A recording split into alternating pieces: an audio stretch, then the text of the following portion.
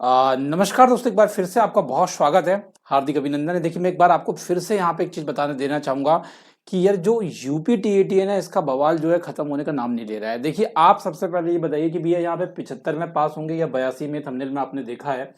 बहुत सारे बच्चे यहाँ पे ये आंसर की जब आई तो मैच किया तो पता चला कि भाई आंसर की इन्होंने रॉन्ग बना दी।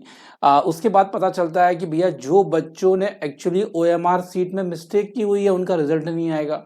अब किन किन का नहीं आएगा उसके ऊपर बात करूंगा। ये नंबर में कैसे आप पास होंगे उसके ऊपर मैं बात करने वाला हूँ। कितने नंबर में पास होंगे उसके ऊपर भी बात करेंगे।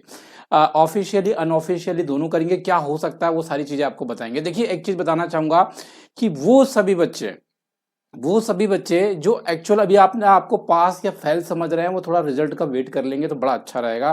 क्योंकि आयोग जो है लगातार अपनी लापरवाही दिखा रहा है। शायद ओएमआर की हो या आंसर की हो उनकी, या जो भी डिफरेंट चीज़ें हैं उसमें काफ़ी ज़्यादा झूलझाल दिख रहा है। जैसे कहा ना, जिनका ओएमआर की गलत हो गया भैया उन्हें सेंटर तक आना है। अब सेंटर तक आप जाओगे, पर्सनली मिलोगे तो वहाँ कुछ करप्शन होने के भी चांसेस बढ़ जाते हैं। तो ये बहुत सारी चीज़ें इसमें मैटर कर रही है। अब देखिए, एक बात करते हैं हम लोग यहाँ पे यूपी टीईटी की पासिंग मार्क्स के ऊपर थोड़ा डिस्कस कर लेते हैं। देखिए, ऑफिशियली जो पासिंग मार्क्स है वो क्या है।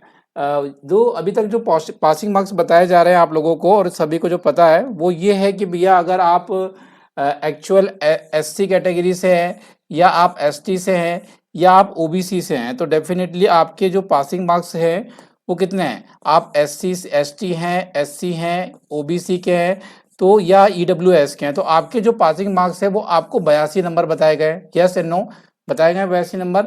और अगर आप जनरल कैटेगरीज के हैं तो आपके पासिंग मार्क्स आपको 90 नंबर बताए गए ना। ये चीज़ें आपको पता है कि भैया जनरल कैटेगरी के तो हम 90 में पास हो जाएंगे, चाहे मेल हो या फीमेल हो। और अगर हम अदर कैटेगरीज में आ रहे हैं तो डेफिनेटली हम इतने नंबर में पास हो जाएंगे।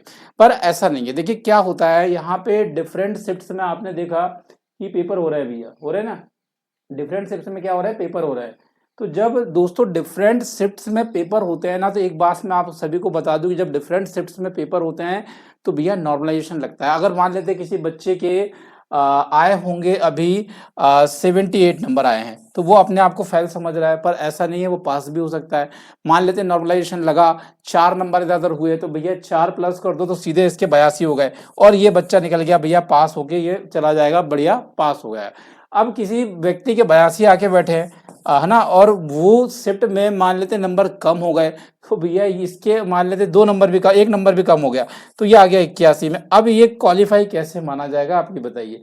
तो ये नॉर्मलाइजेशन जो है ना, ये बड़ी बुरी चीज़ है मेरे हिसाब से यार। ये उथल पुथल मचा के रखता है बच्चों के जीवन में भी और दूसरों के जीवन में भी यार। एक श्योरिटी इसमें खत्म हो जाती है। तो नॉर्मलाइजेशन बहुत बेकार सी चीज़ लगती है मुझे यार। बच्चा बड़ा परेशान है यहाँ पे। ये 82 वाला भी परेशान है, 78 वाला भी परेशान है। हालांकि 78 वाला तो खुश हो जाएगा। तो इस तरीके से जो भी बच्चे हैं 77 लिए हैं, 78 लिए, 79 लिए, 80 लिए, 81 लिए, जो अपने आप को फेल समझ के बैठे हैं भैया वो थोड़ा रुक जाइए।